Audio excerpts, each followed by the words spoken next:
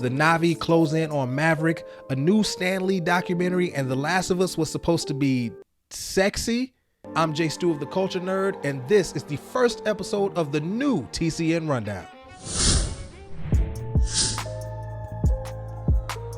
Happy Nerdy New Year, everyone, and welcome to the new TCN Rundown. I am your friendly neighborhood nerd, Jay Stu, and I am very excited to be the host of this new segment. Each week, I will recap the week's biggest nerd news to hit the net. That includes movies, TV, comics, video games. You get the point. So, without any further delay, let's run that news back one time. To no one's surprise, Avatar: The Way of Water officially hits $1 billion at the box office. James Cameron's sci-fi epic has earned over $420 million domestically and over $956 million internationally, with China being the biggest non-US market with $256 million. The Avatar sequel is well on its way to topple Top Gun Maverick, with that film sitting at the top of the 2022 box office at $1.4 billion. Way of Water currently sits at a hefty $1.38 billion.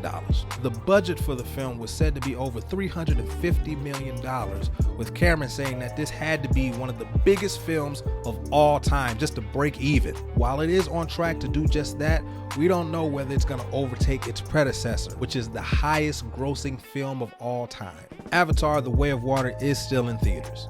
A new Stan Lee documentary is coming to Disney+. Collider reports that the documentary will focus on the life and legacy of Stan Lee as well as Marvel Comics. A teaser video was released with a caption that reads, 100 years of dreaming, 100 years of creating, 100 years of Stan Lee. Now, it's no secret that Stan Lee has been one of the most influential creators in any industry, let alone comics. Over the years, he frequently collaborated with Steve Ditko and Jack Kirby to give us some of the most iconic fictional characters ever put to page. Characters such as X-Men, Fantastic Four, and the wall crawler himself, Spider-Man. Lee also took a stand against the Comics Code Authority to protect the creative integrity of both comic book writers and artists. Of course, his influence bled into the world of film with multiple movies in the 90s and early 2000s, but it wasn't until the dawn of the Marvel Cinematic Universe that those characters became household names across the world. I mean, really, my mom knows who Black Widow is. While being inducted into both the Will Eisner Award Hall of Fame and the Jack Kirby Award Hall of Fame,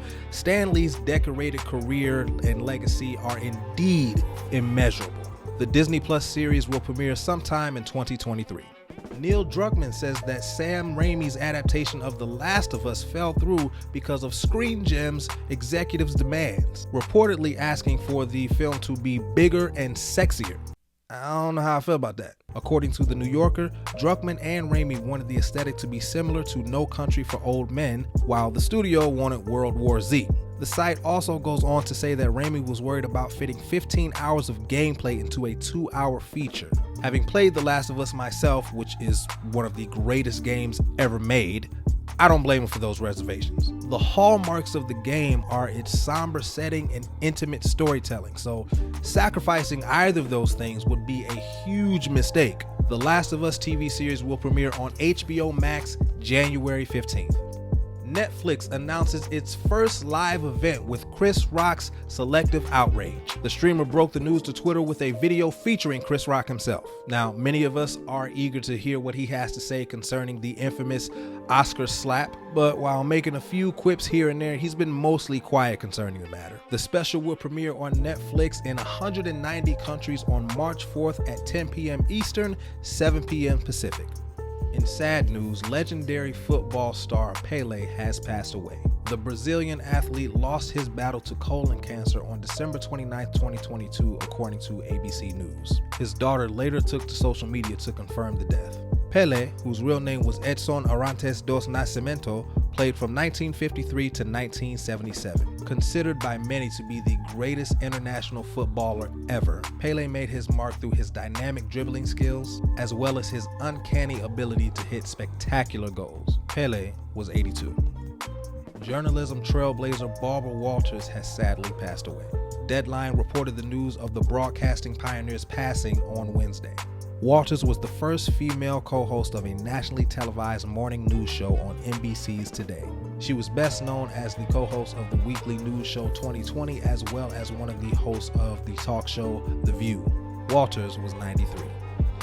Rounding out this week's news, Batgirl star Leslie Grace has leaked photos of a never-before-seen batsuit. The star of the scrapped DC film took to Instagram to celebrate the culmination of 2022 by posting various photos of herself and those close to her throughout the year.